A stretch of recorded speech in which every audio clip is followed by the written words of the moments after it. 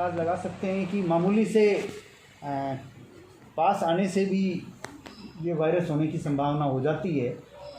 तो आप सबसे के माध्यम से मेरा पुनः नागौर की सभी जनता से ये अनुरोध है कि आप लोग सोशल डिस्टेंसिंग रखें, ना आएँ बाहर, बल्कि अपने परिवार में भी थोड़ी सी डिस्टेंसिंग रखें, ताकि किसी प्रकार से अगर कोई व्यक्ति गलती से जो बाहर गया वो अगर संक्रमण को ले आया हुआ तो बाकी सदस्यों में ना फैले। राजस्थान सरकार ने कई तरह की ऐप डेवलप की हैं जिनके माध्यम से वो ऑनलाइन पब्लिक बहुत सी सूचनाएं गैदर कर सकती है, बहुत से अपनी चीज़ों को भेज सकती है, बहुत सी क्वेरीज कर सकती है, बहुत सी चीज़ें ऐसी हैं जिनके बारे में वो इसके माध्यम से जान सकती है। तो उनके बारे में मैं हमारे जो एसीपी हैं, उनकी टेक्निकल चीज़ें हैं तो आप और बेहतर से बता सकेंगे, उनसे रिक्वेस्ट करूँगा कि आपको उनके बारे में विस्तार से बता दें। उससे पहले कोई आप लोग और जानकारी। सर, नागौर जिले में अब कौन से ऐसे इलाके हैं जहाँ पर जीरो मोबिलिटी घोषित हो चुकी है? देखिए, नागौर जिले में अब कुल 4 ऐसे इलाके हो गए। बासनी तो एक है ही हमारा ग्राम पंचायत, उसके अलावा लाडनू कस्बे का कुछ पार्ट जो है उसको अभी जीरो मोबिलिटी एरिया घोषित हमने किया है। मुडोता का जो ग्राम पंचायत है पर्वतसर तहसील की, उसको, और पर्वतसर नगर पालिका क्षेत्र को। सर, आने वाले वक्त में किस तरह सैंपलिंग की कार्रवाई होगी? देखिए, सैंपलिंग की कार्रवाई हमारे द्वारा बहुत एग्रेसिवली की जा रही है। हालांकि सबको मालूम है, आप लोगों को, कि मेडिकल फैसिलिटीज़ नागौर ज़िले में थोड़ी सीमित हैं। इसके बावजूद भी हम निरंतर सैंपलिंग का कार्य कर रहे हैं। इसको आगे भी इसी प्रकार से जारी रखेंगे। और मूल बात यह है कि हमने शहरी क्षेत्रों का लगभग अधिकांश का एक बार सर्वे का काम कंप्लीट कर लिया है, और उसमें जो भी आईएलआई के पेशेंट पाए गए थे उनका सेकंड सर्वे जो है वो भी हम करवा रहे हैं। अब सेकंड सर्वे के समय में भी अगर उनमें से कोई किसी के खांसी जुकाम ठीक नहीं होगा तो ऐसे भी सब लोगों के हम सैंपल लिवाएंगे। और इसके अलावा जो हमारे क्वारंटाइन किए गए व्यक्ति हैं उनमें से भी हम रैंडम सैंपलिंग कराए रहे हैं, क्योंकि अधिकांश उनमें से बाहर से आए हुए लोग हैं, तो उनकी भी रैंडम सैंपलिंग करवा रहे हैं। एक चीज़ और मैं आपके माध्यम से समस्त जनता को कहना चाहूँगा, नागौर की को, मुझे मालूम है कि आपके बहुत से परिजन अभी राजस्थान से बाहर दूसरे प्रदेशों में निवास कर रहे हैं।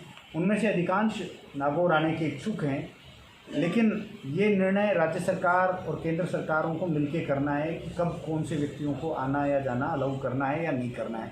कृपया उन सबको ये कहें कि वो चोरी छुपे से आने का प्रयास ना करें। अब अगर कोई भी व्यक्ति चोरी छुपे से आया तो न केवल हम उसको क्वारंटाइन करेंगे, बल्कि उसके खिलाफ में इस निर्देशों की, लॉकडाउन के निर्देशों की पालना नहीं करने से संबंधित विभिन्न धाराओं में मुकदमा भी दर्ज करेंगे, और ट्रक या जो भी साधन लेके जो व्यक्ति आएगा उसके खिलाफ तो बहुत सख्त हम कार्रवाई, इस महामारी को फैलाने से संबंधित जो धाराएं हैं उनके तहत भी दर्ज करेंगे। इसलिए किसी भी व्यक्ति को चोरी छिपे से ना आए, कुछ दिन का समय है, उनको वहीं निकालने का वो प्रयास करें। जब सरकारें अलाउड करें तब आएँ।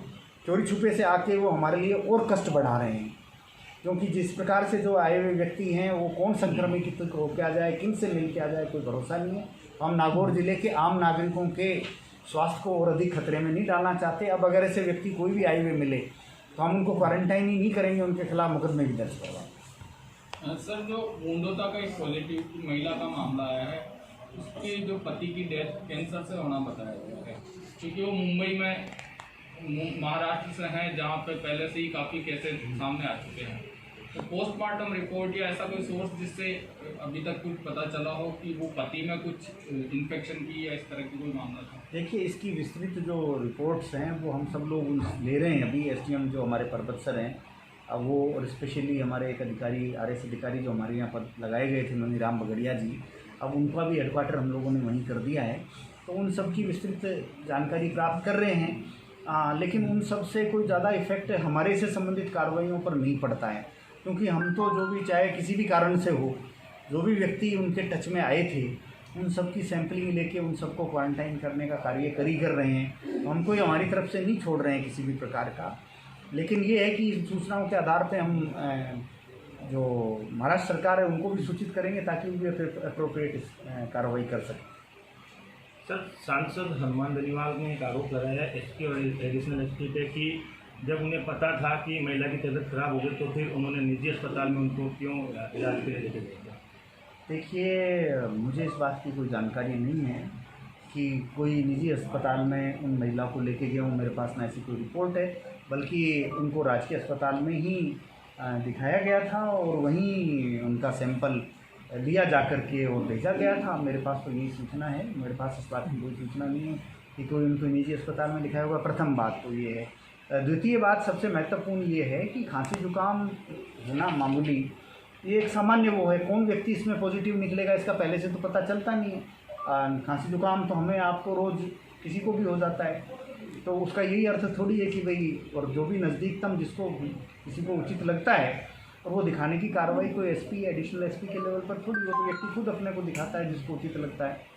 तो उसके लिए कोई आवश्यक नहीं है कि भाई वो राजकीय अस्पताल में ही दिखाएंगे, अस्पताल में भी दिखा सकता है, वो तो उनकी इच्छा पर निर्भर है। तो मुझे नहीं लगता इसमें कोई ऐसी बात होगी, लेकिन ये तथ्य जो आपने बताया है मेरे ध्यान में भी नहीं है, इसके बारे में और जानकारी प्राप्त करेंगे।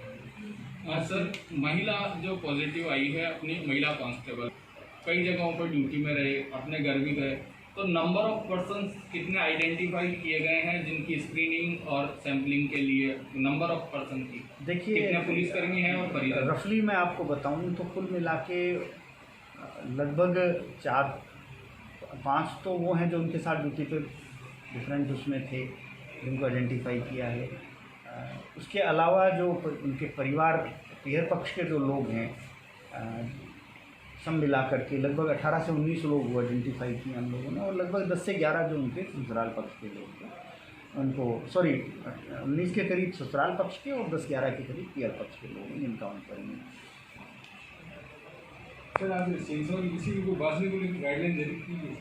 नहीं, देखिए सीएम साहब की वीसी तो पूरे स्टेट के लिए जनरल वीसी थी, जो कि जिसका मुख्य जो आज की वीसी का जो वो था, वो इस महामारी से फैलने के लिए क्या कर रहे हैं, किस प्रकार से हैं, क्या और लोग चूँकि चिंतित हैं, थोड़ा सैम्पलिंग में टाइम लग रहा है, तो उसको देखते हुए एक इशू था, तो उसके संदर्भ में उन्होंने किया है कि रैपिड टेस्ट जो इंस्ट्रूमेंट्स हैं वो अब आ चुके हैं राजस्थान में, उनसे थोड़ा सैम्पलिंग जल्दी बढ़ेगी। एक तो ये है। दूसरा जो मुख्य ये था, क्योंकि भारत सरकार ने कुछ गाइडलाइंस जारी की हैं जिसके आधार पर राजस्थान सरकार ने भी 20 तारीख से के बाद से जो कुछ छूटें प्रदान की हैं, तो मोटे तौर पे चूँकि वो पूरे स्टेट से रिलेटेड था, सभी से संबंधित था, सभी विभागों से संबंधित था, उन विषयों पर विशेष तौर पे उनकी चर्चा रही है।